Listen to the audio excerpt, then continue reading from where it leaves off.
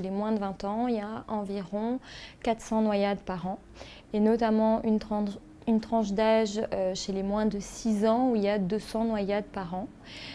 Parmi ces 200 noyades, il y a 30 enfants quand même qui décèdent.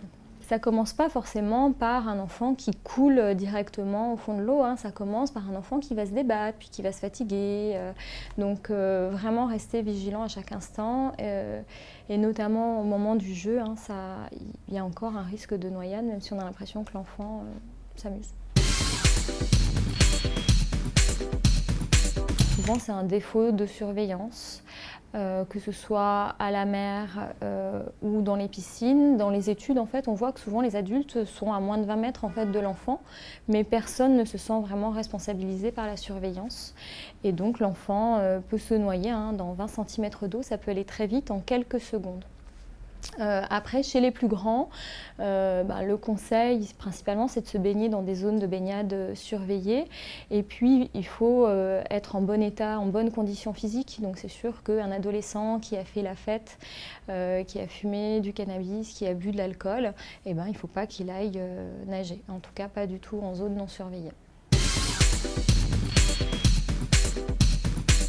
Aux adultes, déjà, c'est un adulte qui surveille un enfant.